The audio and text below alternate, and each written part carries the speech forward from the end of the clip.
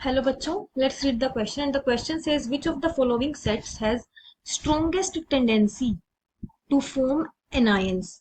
And the options are A, gallium, nickel and Tl, B, Na, Mg and Al, C, No and F, D, vanadium, chromium and manganese. तो चलिए सबसे पहले हम इस question के लिए की कंसेप्ट देख लेते हैं। की कंसेप्ट इज दैट जितनी ज्यादा इलेक्ट्रॉन गेन एंथैल्पी होगी उतनी ही ज्यादा टेंडेंसी होगी to form anions. More is electron gain enthalpy, more will be tendency to form anions। Okay, तो अगर हम ऑप्शंस देखें तो इनमें एक कॉमन चीज है कि ये जो एक ऑप्शन में जो तीन एलिमेंट्स है वो सेम ग्रुप के हैं। जैसे कि अगर हम देखें Ga, निकल and Tl, they belongs to, ये तो ग्रुप 13 के एलिमेंट्स हैं। ओके, तो अगर हम ऑप्शंस में देखें तो नाइट्रोजन, ऑक्सीजन और फ्लोरीन ये सब तो है सेकंड पीरियड के एलिमेंट।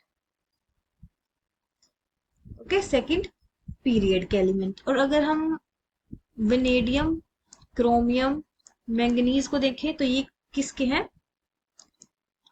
फोर्थ पीरियड के एलिमेंट्स। और अगर हम सोडियम, मैग्नीशियम एंड एल्यूमिनियम को देखें तो ये है थर्ड ग्रुप के एलिमेंट्स, थर्ड पीरियड।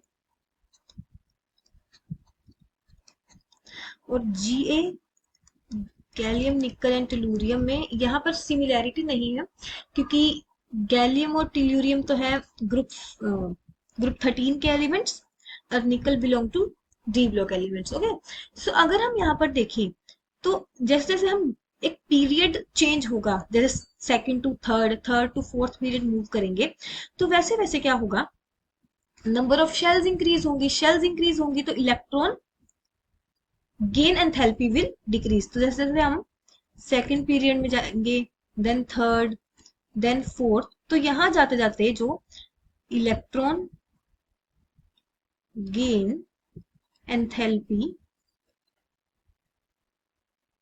वो क्या होगी? Decrease.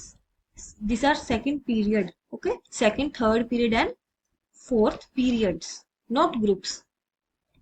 Okay, electron gain enthalpy decrease क्यों होगी? क्योंकि जैसे जैसे हम सेकंड पीरियड में जो इफेक्टिव न्यूक्लियर चार्ज है वो सबसे ज्यादा है, सो इसकी इलेक्ट्रॉन को गेन करने की पावर जो है वो ज्यादा होगी, सो ये सबसे जल्दी एनायन बनाएंगे। So correct answer for this question will be option C. Hope you find your answer and understood it well. Best of luck.